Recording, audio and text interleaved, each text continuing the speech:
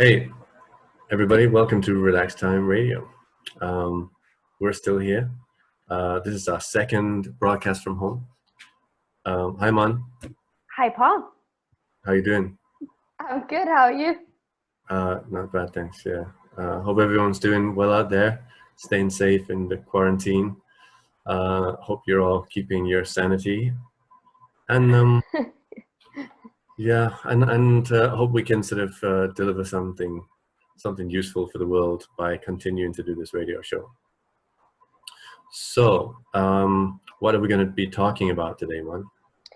Yeah, today we want to bring a little bit light to the situation of a species that's very dear to our hearts here in Thailand, especially, who's also suffering from the situation. Our dear gentle giants, the elephants, they currently have to suffer a lot. So we're going to talk about what's going on and if we can help and how we can help.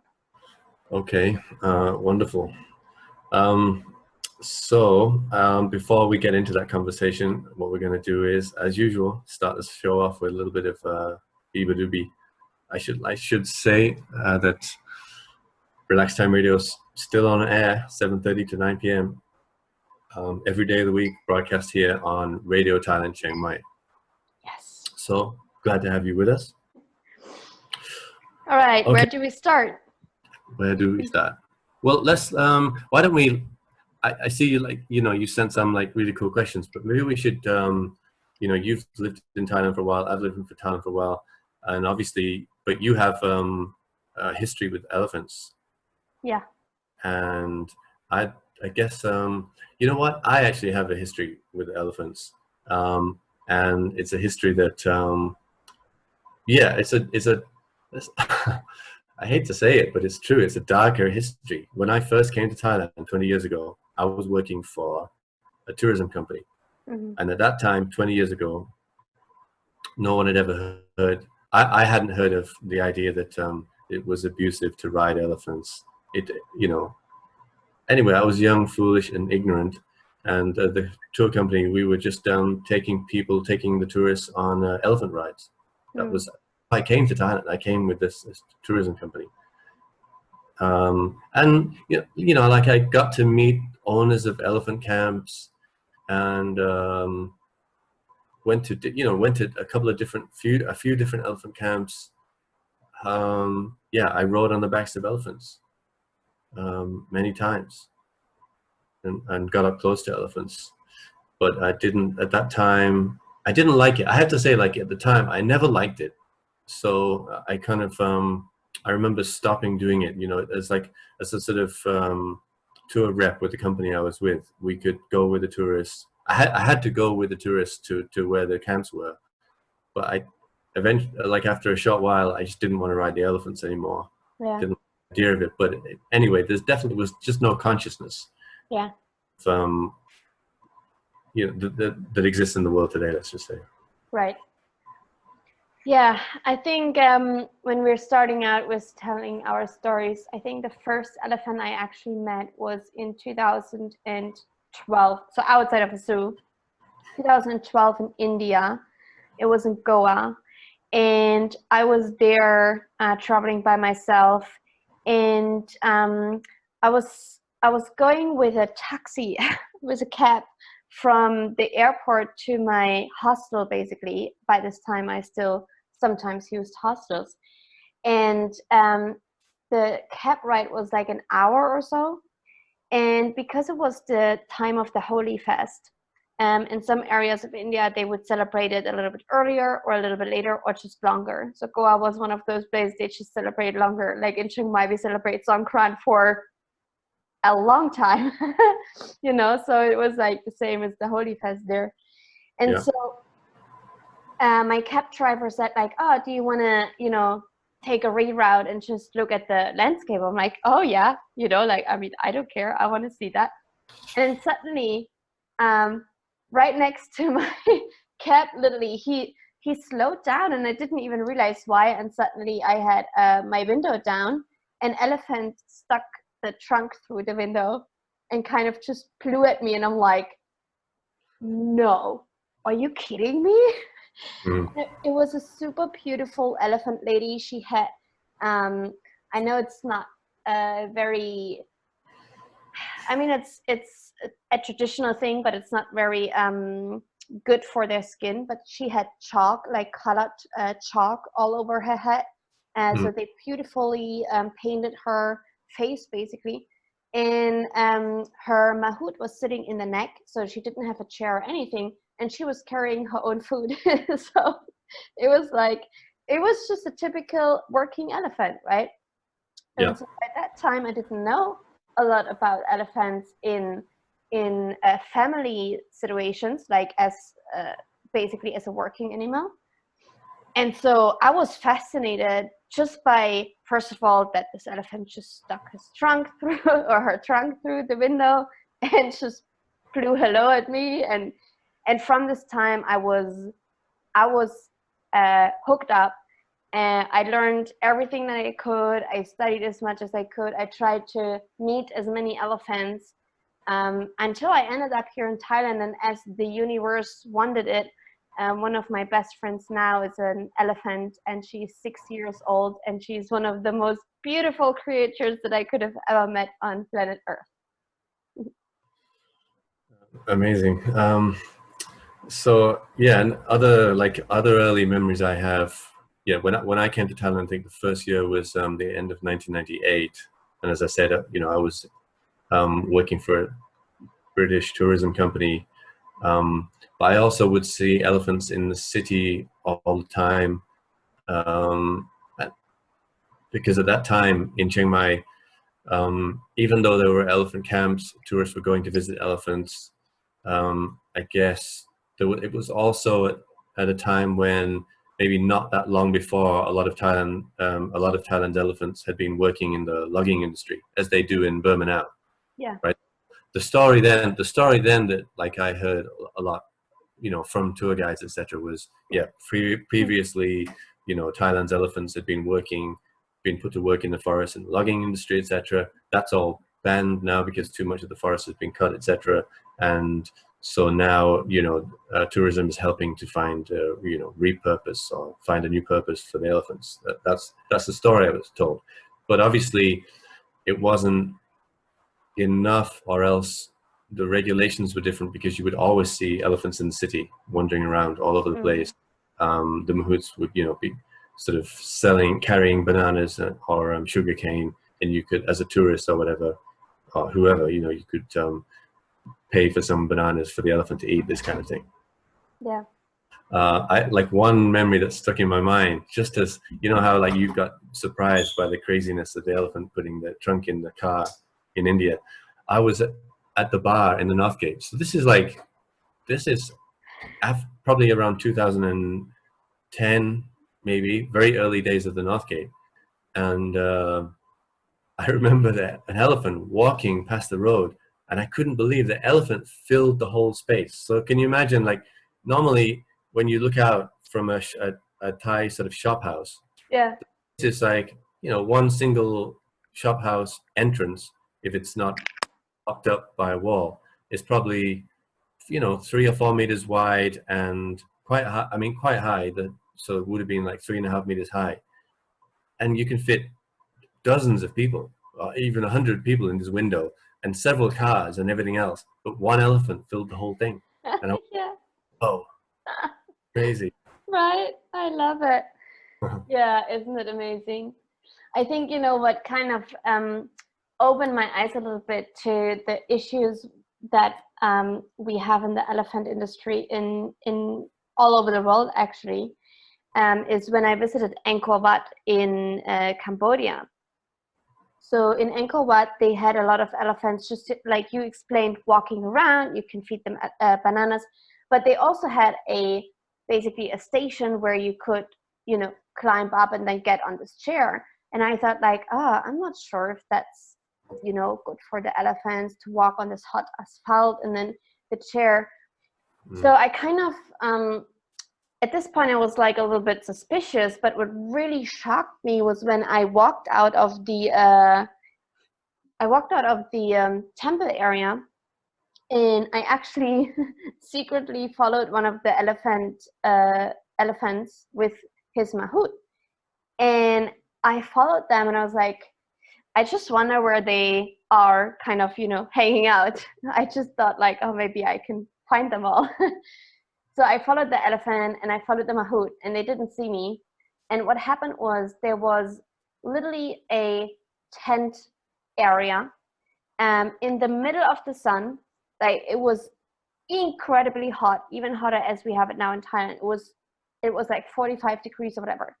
And the tents really didn't give a lot of shade. Besides that, it was like this foliage where under the tents you wouldn't have any air.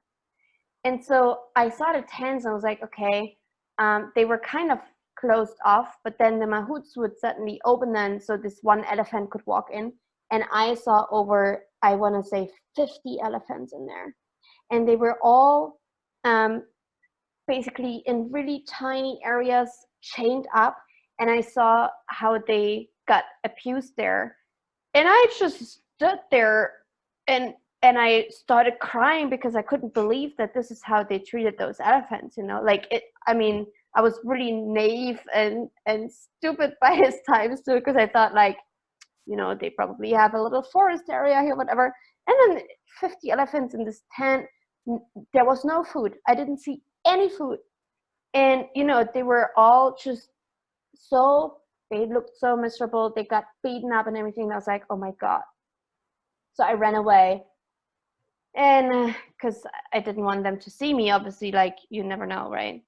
And I ran away and I thought like, I don't know, this is really, really not what I want to see again, but also I don't want to contribute to it. So I think this whole experience especially kicked off my kind of journey to, well, how can we even help our elephants? So okay, these are some of our early experiences, but what are the facts like that you know of? I mean, you sent me some earlier. How many elephants are there in Thailand now, and how many of them are in captivity versus wild? Do you have those figures in front of you?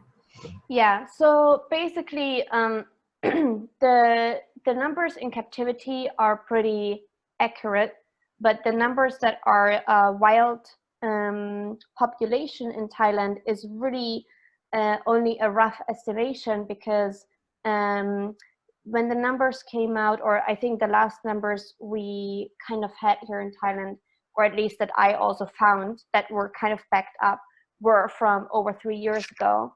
And it said that the population was somewhere around 2,000 of wild elephants.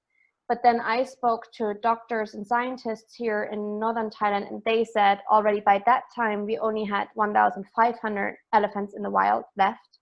And the extinction basically would be like 50% every couple of years, like every 10 years, 50% of the population would be either captive or dying out. So they estimate right now that there are between 700 or 1,000 wild elephants, and we have over 3,700 elephants in captivity. And these are basically the numbers. And they also say that actually most of these elephants are in Chiang Mai area. Yeah, that wouldn't be surprising. Although there's a national park near north of Bangkok. It's the Khao Yai National Park, where there's quite a few. Then there's Kanchanaburi, where there are some camps or centers. Mae Hong Son has a lot. Right, Chiang Rai has quite a few, but I would agree with you. Probably, as far as I know, Chiang Mai has by far the most. Yeah, we have over 300 camps here, or around 300 in the whole Chiang Mai area. But when I say camps, I mean places where elephants live, because we have different versions of sanctuaries, ecologists, camps, parks, right? So I kind of, please don't get me wrong, camp is actually the wrong name because it's only used for these tourist riding places now. But just to make it easier, so the places where elephants live together, not only as a family animal with their mahouts, they're basically around 250 or 300 around the Chiang Mai area.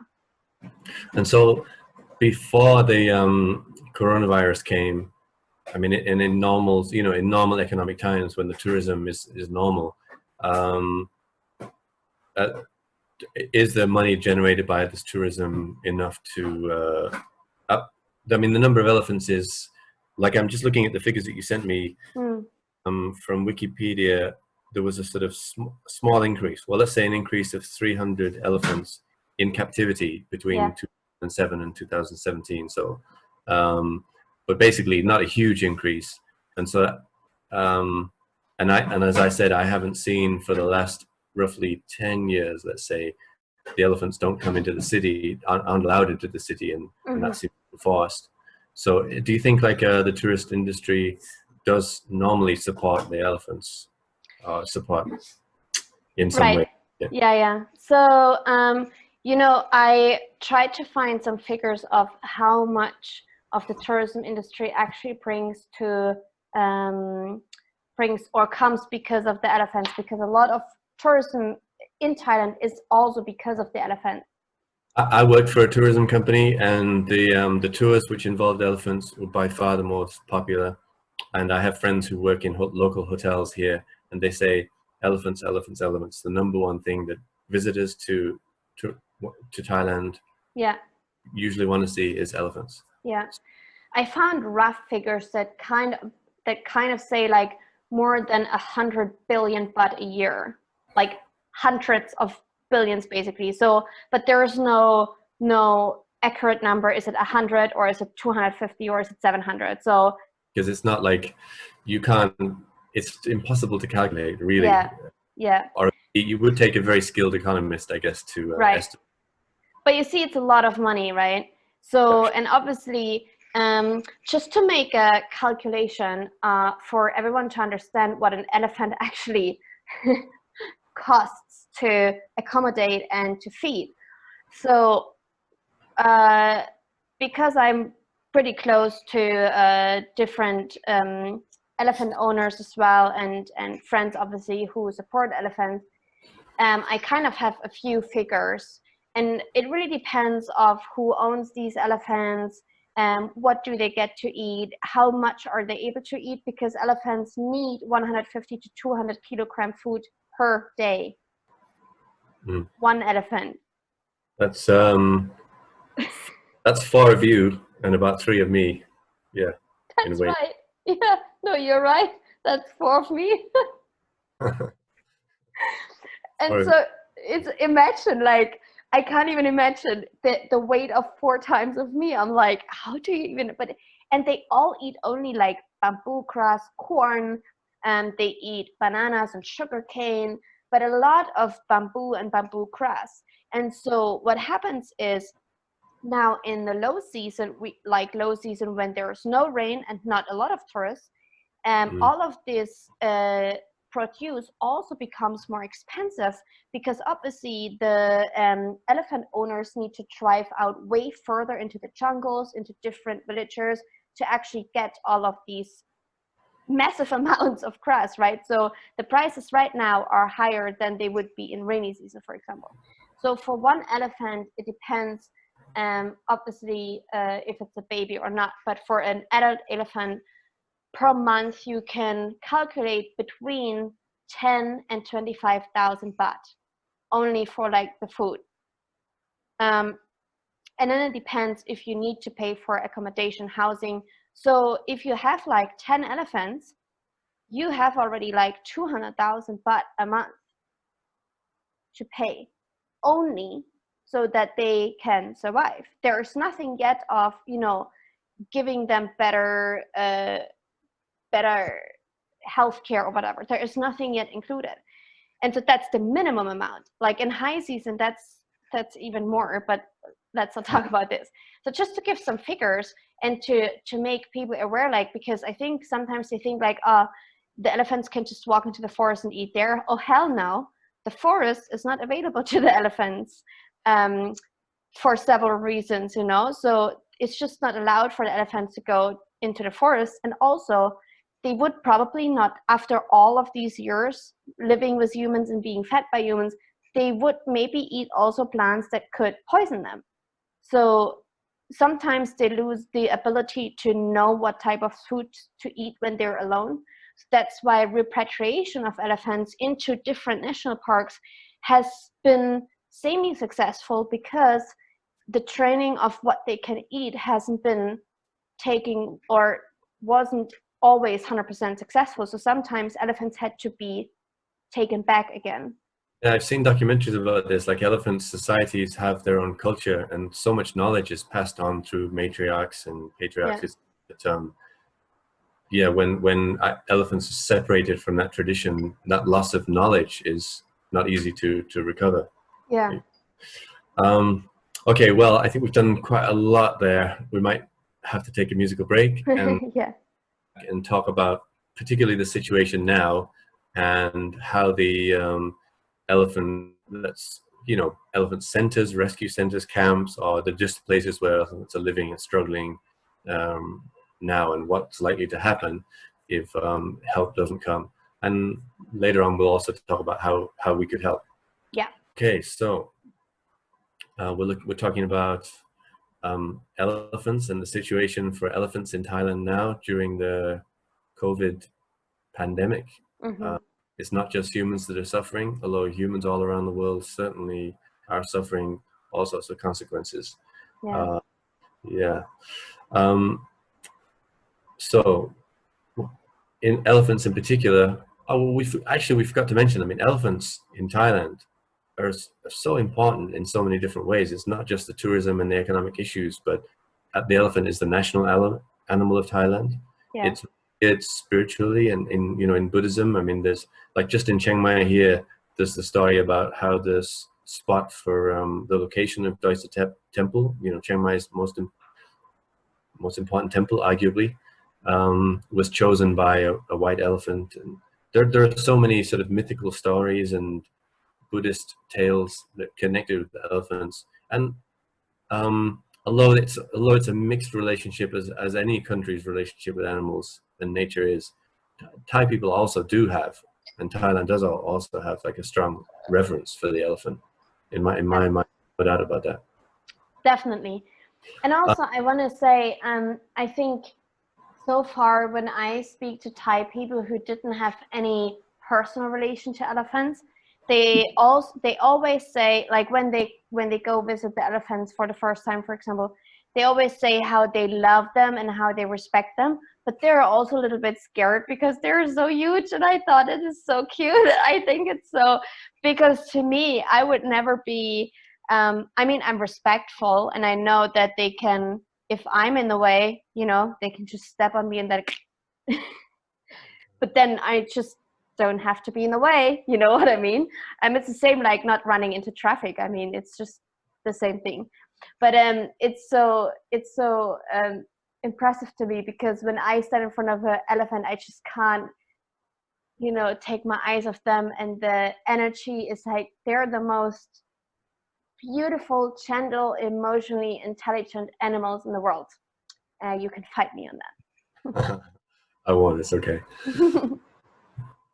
All right, so what, as far as we know, is the situation for elephants now that all the tourists have gone, now that the economy's, you know, all big sections of the economy is ground to the halt?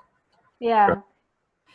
So I paddle a little bit back, but I go right in, I promise. So one of the reasons why elephants also are in captivity a lot here in Thailand, more than in the wild population, and actually that's all over Asia especially, right?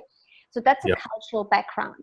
So imagine that elephants have been always a part of the Thai culture, just like horses in Europe, for example.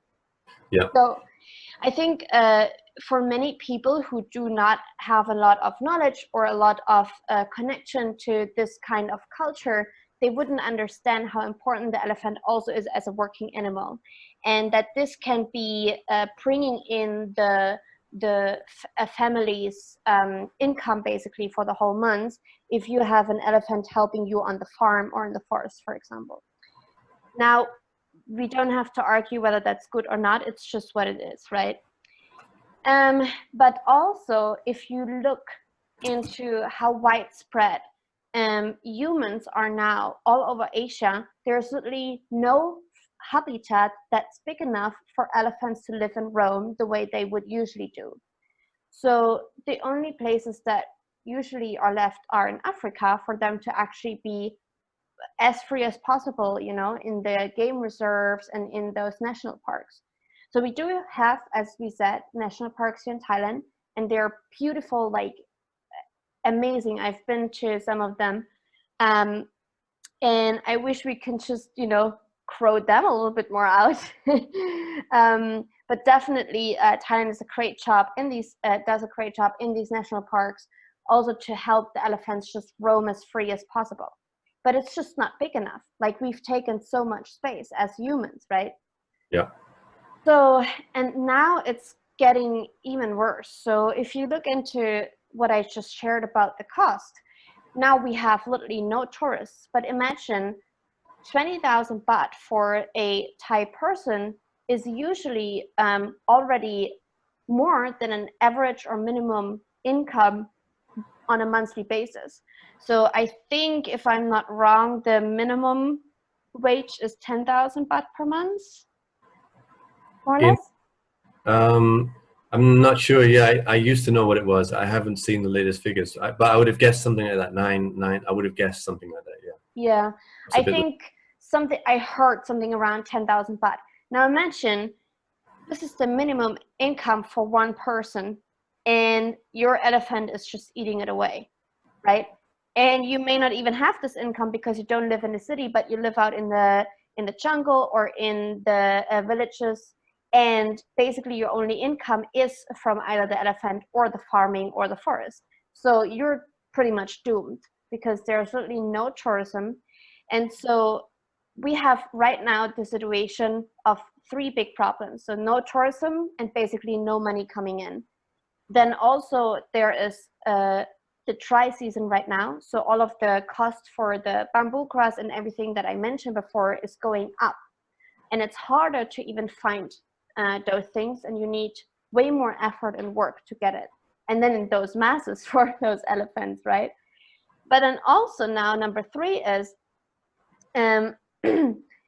because of the virus, and people are not able to go between provinces to help contain the virus and everything, there are some families who literally cannot take care of their elephants, or the elephants also because all of the elephant places have been shut down by the authorities in order to contain the virus, because obviously they're, as you said, a big tourist magnet. So it, you know, as an entertainment place, basically they are also gotten shut down.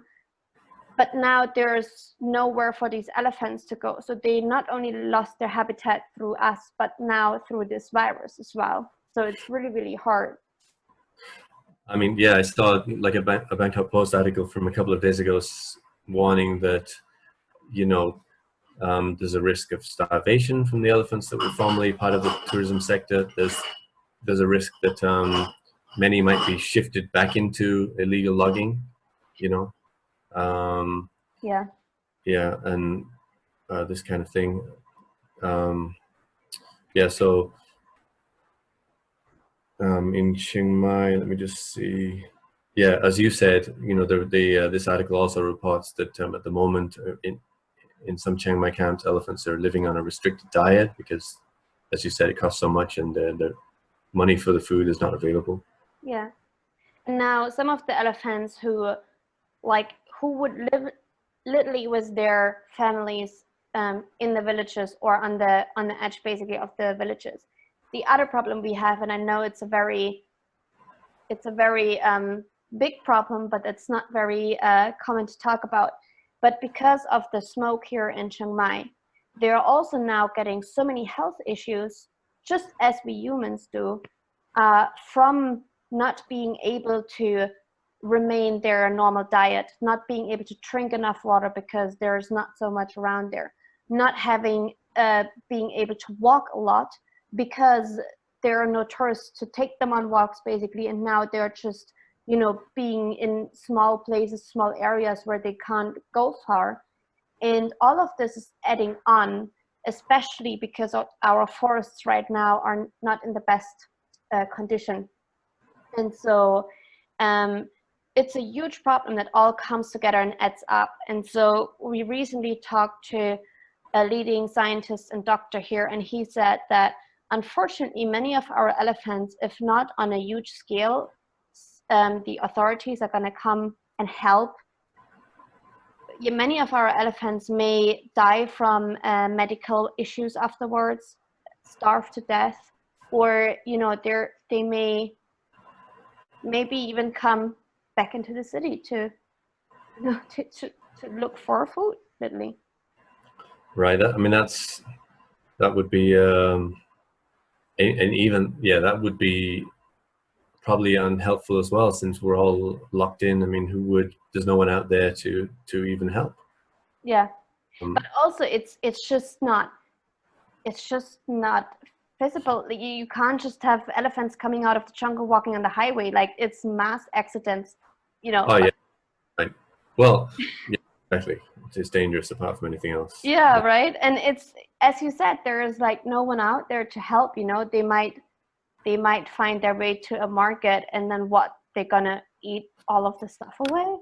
Like, that's not good for the farmers either. Like, it's not a solution. No, these are just like warnings of things that could happen. It's obviously this is not a solution at all. Yeah. No. Yeah, but these are like, so if we paint the dark picture, this is what it could look like if in the next like 1 or 2 months there's no bigger scaling help available for these elephants. Right. Do you know? I don't know, but do you know how many different organizations, sort of charitable organizations or rescue centers, in other words, like elephant centers that are set up as foundations? Do you know how many of them there are? So I know that from those, let's go from the lower number, 250 places in Chiang Mai, around 50 they have already switched over to the ecosystem, basically, as of not riding elephants, and many now have also set up donations, because it's really important that everyone who is maybe associated with a place or have been visiting a place and just want to keep supporting them, every $10 help, even 5, even 1. But if everyone in the world would give $1, we would have enough to definitely save them. Right. I suppose lots of people also wouldn't mind $1 at this time. That's totally right. Yeah. Maybe we can all share the big dollars with the small people and big elephants. Hope so. I saw like some of the. I mean, there are some countries around the world, or there are movements in the world now that try and give animals rights. Like, for example, did you see that in India dolphins have been given some rights equivalent to human rights? So I often thought that would be like a wonderful idea, especially since the elephants are such an important animal in Thai history, culture, religious connection as well. That there should be, and also it would be easier, wouldn't it, to have a sort of like national welfare system for elephants than for the people, because there are 67 million people in Thailand, but only say 5,000 elephants. So in actual, it would be wonderful to have some kind of social security. Well, I would love that. That would be really wonderful, and they deserve it. Yes. For all that they've done for the country and the culture. And I mean the same. I just want to throw it in here, but because we choose to talk about elephants, but the same happens right now with the tigers, right? The same happened with all of these snake places. I mean, the snakes don't eat that much, to be honest. I worked with snakes before and took care of snakes, so they eat once a month, like a big rabbit and a rat. Presumably, we're not running out of rats as well. Yeah, no, they won't. That's true. but it's like look at the tigers. Like where are you getting all this meat from, right? Like it's another thing. But I don't want to go even that far right now. This is just cover, isn't it? I mean, it's all of the zoos and all of the sort of other Yeah. places are kept, which rely on tourism. You know, they must all be struggling, certainly. Yeah. Yeah. All right. Well, uh, in part 3, we're going to have a look, are we not, at what we can do, and some sort of organizations and some ideas for how we can help. Yes. Okay. So we'll take a musical break and then come back and give our thoughts on, yeah, how you can help. So this is, well, let me just say, remind everybody, including myself, you're still listening to Relax Time Radio, 93.25 FM, broadcasting here on Radio Thailand Chiang Mai, even though Mon and I are at home. We're back. We're talking about elephants in Thailand, and we've been talking about the problems that they face, some of the history, and also now we're going to look at what we can maybe do to help. Yeah. So, what do you think? What can we do? I mean, if you're living in a country and you like where bananas on overflow, just send them. But let's be a little bit realistic. So the best thing you can really do, and I know this is a big ask right now, but is to donate some money, and especially to organizations who have a specific purpose of how to help the elephants. Because I mean, everyone right now, and I think there's no single organization or no single place with elephants, no single family that won't have any issues. All of them will, and Right. for different reasons. And even if they will make a lot of money previously, still they will have, like, just imagine that it's per month how much money just goes a lot alone into the food, right? Right. So the very best bet in how you can help from all over the world, and the easiest way is really to just, maybe save your Starbucks order for tomorrow. I don't know if you can order Starbucks, but to just, maybe send those $5 over, or 50 if you have them. If you don't worry. If you do not have the money, you can share on any of your favorite platforms those fundraisers to just help increase the awareness, because I do think many people just don't even know. They wouldn't even think about it, So, like, I guess what we can do is in our Facebook post, down, we can post the links that we're going to talk about now to the places where you could possibly donate. But there's one thing that I just wanted to say, just in general, because about donating to charity. And I want to say this because I've been involved in organizing like quite a lot of fundraisers over the years, and I know that people often do worry about, is this the right place? How can I be sure that the money will be used as well? Now, the only thing the best thing I can say on this is that you do your own research, and there are some organizations out there to help, but you may not find that they cover every area. Like for example, there's a really amazing organization called givewell.org, and they are an independent organization investigating how charities use the money that they get. But you can do your own research, but it of course takes time, which is why organizations like GiveWell, and I was listening to William McCaskill, a man who co-founded Effective Entrepreneur, this organization. Effectivealtruism.org. So this is an organization that aims to understand, how best to be altruistic, how best to give and help. That basically,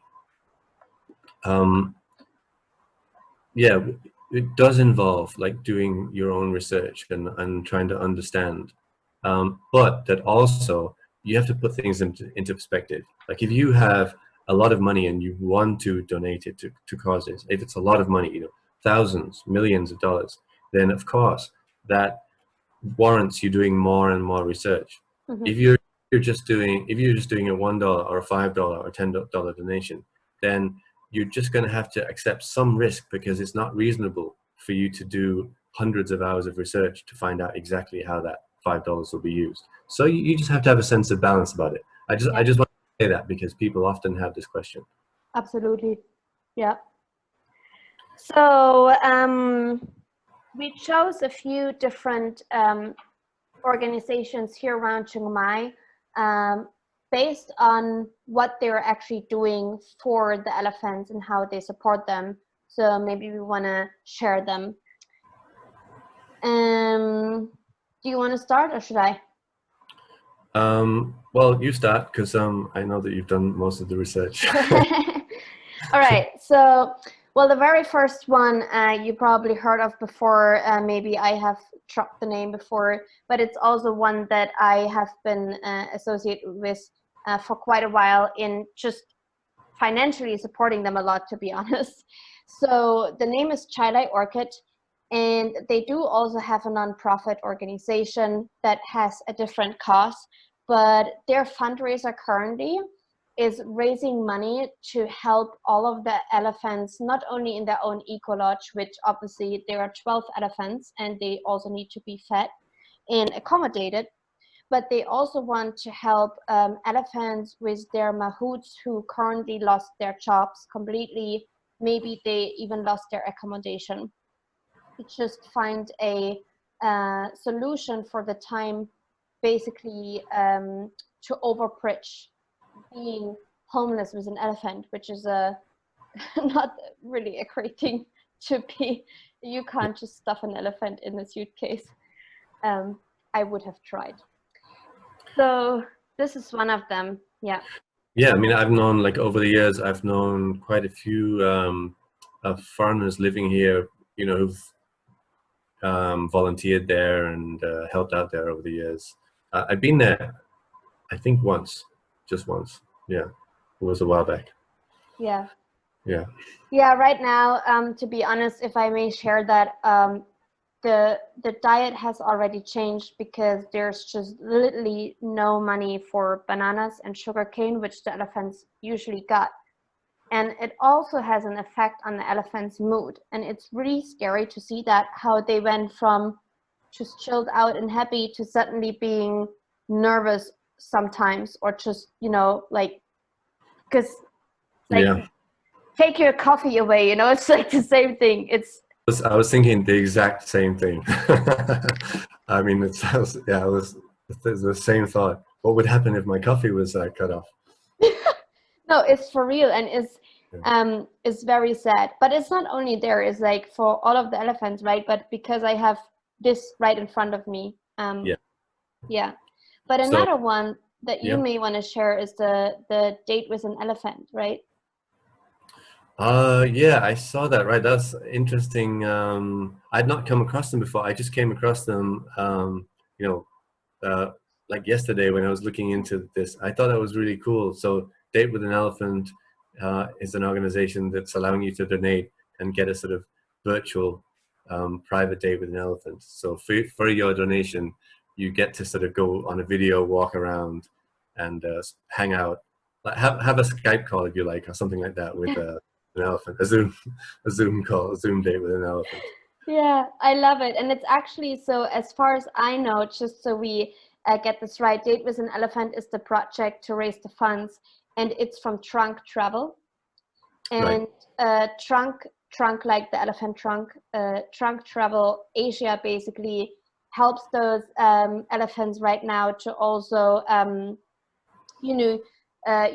receive medical care if they need that, and to stay obviously like well fed, and to help also other animal sanctuaries and projects if they need help. So they're raising as many funds as possible to also spread this help, which I think is really important.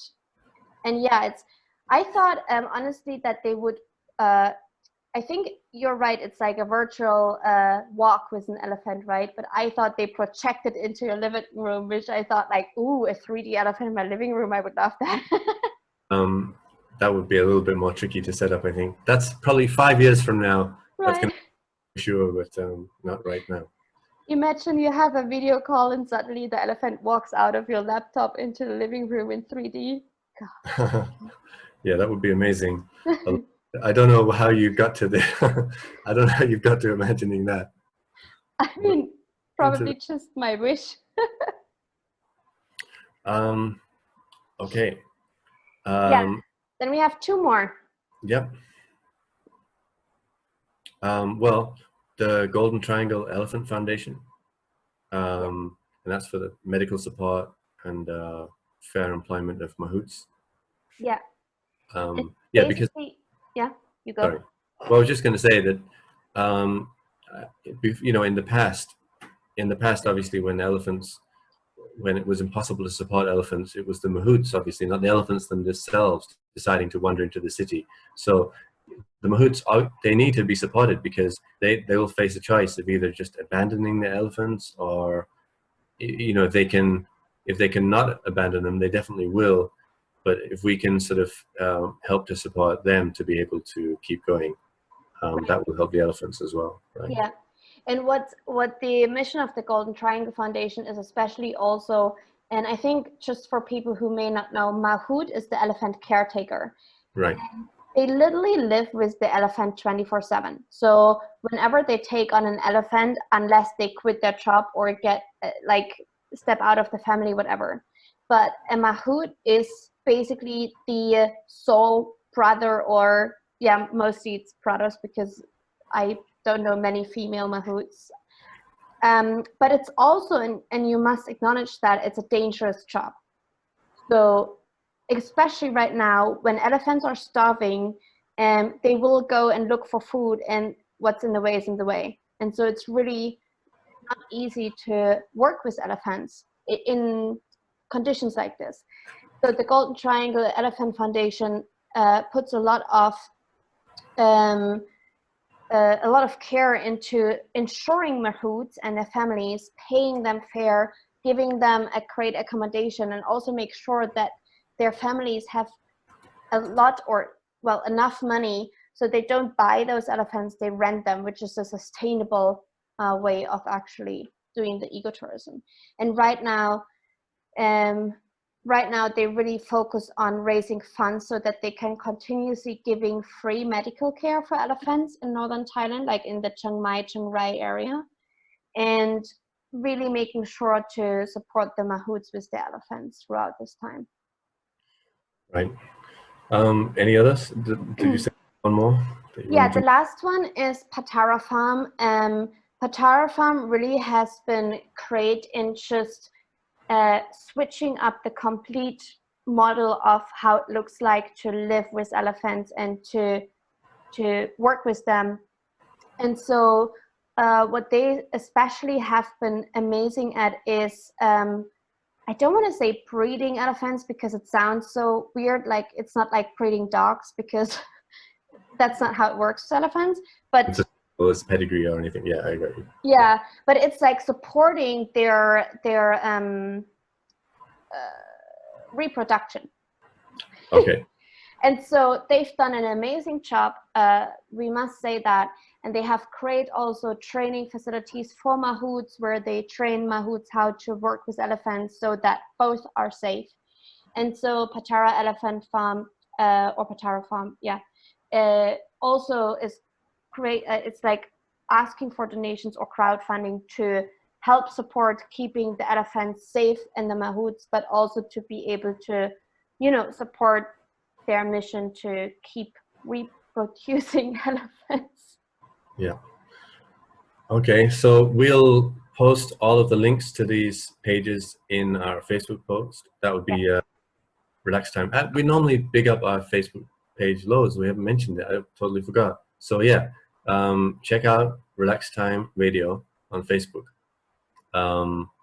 You can also, if you're listening to this, you can also go and see us talk about this on the YouTube channel. And I guess we can paste this in the comments. We can actually put this in the video description as well. So we'll put this on the Facebook page, Relax Time Radio, and then on our channel, you'll find this video, and we'll also put the links there. So that would be Relax Time Radio on YouTube as well. Okay, so I hope this, well, and also before, yeah, before, I just wanted to say again that you can also do your own research into any of the things that we've mentioned and look for other solutions. Find your own. There are bigger organizations, sort of umbrella global organizations like the World Wildlife Foundation and Greenpeace, who have their own recommendations about how you can help animals. Absolutely. Yeah. And if you don't like to support elephants, then we may not be friends, but you can obviously support any other animal that you like. All right, Mon, do we have anything else to say? Just that I hope that everyone's going to stay safe and healthy and that we get tons of rain. Me too. I also hope for rain, and I also hope that everybody's staying well and finding things to do, finding ways to use this time usefully, and still managing to relax and have fun. So from me, Paul Sugars, and Mon, thanks very much for joining us on Relax Time Radio, broadcasting on Radio Thailand Chiang Mai. This has been the Friday show.